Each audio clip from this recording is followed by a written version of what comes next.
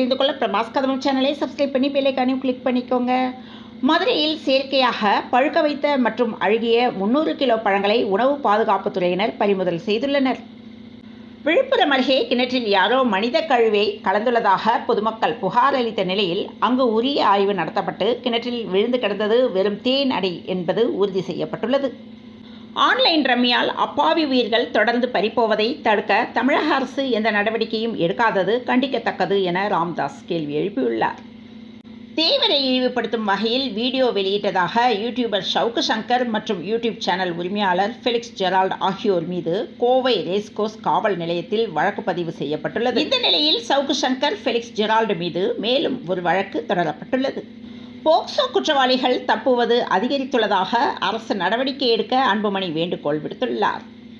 நடைபெற்று வரும் மக்களவைத் தேர்தல் கோடை காலத்தில் வேண்டுமென்றே நடத்தப்படுவதாகவும் இதனால் வாக்கு சதவீதம் குறையும் என கூறுவது ஆதாரமற்றது என நிரூபணம் செய்யப்பட்டுள்ளது. சென்னை கடற்கரை திருவண்ணாமலை இடையே கழிவறையுடன் கூடிய மின்சார ரயில்கள் விரைவில் இயக்கப்படும் என தெற்கே ரயில்வே தகவல் தெரிவித்துள்ளது. பிரதமர் மோடியின் திருமண புகைப்படம் என இணையத்தில் வைரலாகி வரும் பதிவு தவறான தகவல்களுடன் பகிரப்படுவதாக கண்டறியப்பட்டுள்ளது.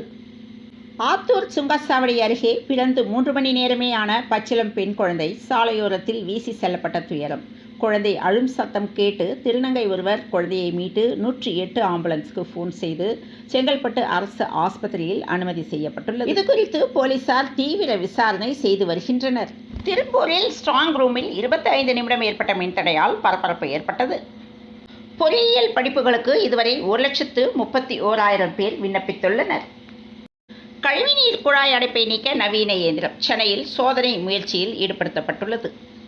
யூடியூபர் ஃபெலிக்ஸ் ஜெரால்ட் வீட்டில் திருச்சி போலீசார் சோதனை நடத்துகின்றனர்.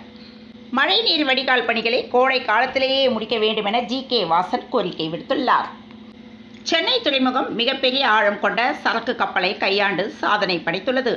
கடலூர் மாவட்டம் பண்ருட்டி பகுதியைச் சேர்ந்தவர் ரவிக்குமார், வயது 30. இவர் தன்னுடைய 1.5 வயது குழந்தை பிரகதீஸ்வரியுடன் மும்பையிலிருந்து நேற்று முன்தினம் சென்னைக்கு புறப்பட்ட விரைவு ரயிலில் வந்த நிலையில் சென்ட்ரல் ரயில் நிலையத்தில் ரயிலிலிருந்து தவறி விழுந்த 1.5 வயது குழந்தையை அபாய சங்கிலியை இழுத்து மீட்கப்பட்டுள்ளது.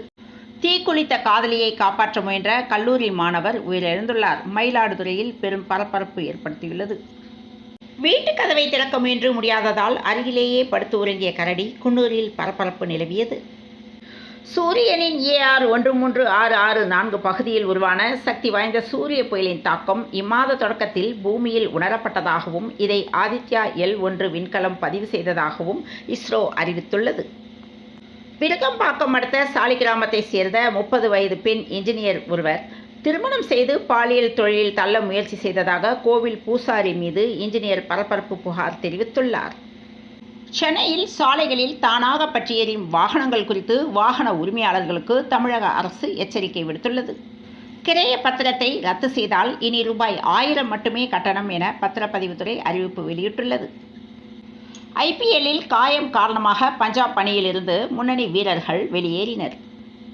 நடப்பு IPL தொடரில் 1125 சிக்சர்கள். கடந்த ஆண்டு சாதனை முறியடிப்பு.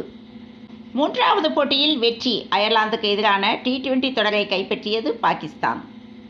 விருகம்பாக்கம் அடுத்த சாலிகிராமத்தை சேர்ந்த 30 வயது பெண் இன்ஜினியர் ஒருவர் திருமணம் செய்து பாலியல் தொழிலில் தள்ள முயற்சி செய்ததாக கோவில் பூசாரி மீது இன்ஜினியர் பரபரப்பு புகார் தெரிவித்துள்ளார். சென்னையில் 22 கேரட் ஆபரண தங்கத்தின் விலை சவரனுக்கு ரூபாய் 780 உயர்ந்து 53,800 ரூபாய்க்கு சவரன் விற்பனை செய்யப்படுகிறது. தங்கம் விலை கிராமுக்கு 35 ரூபாய் உயர்ந்து 6,725 ரூபாய்க்கு விற்பனை செய்யப்படுகிறது.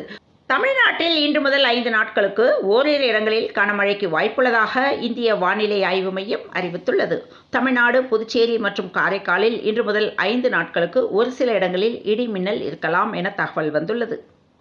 குறையத் தொடங்கிய வெப்பத்தின் தாக்கம் தமிழ்நாட்டில் 4 நாட்களுக்கு மழைக்கு வாய்ப்புள்ளதாக வானிலை ஆய்வு மையம் தகவல் தெரிவித்துள்ளது. தொடர்ந்து இணைந்தீர்கள் பிரபாஸ் கதவம் செய்திகளுடன். மீண்டும் மற்றொரு செய்தியில் சந்திப்போம். வணக்கம்.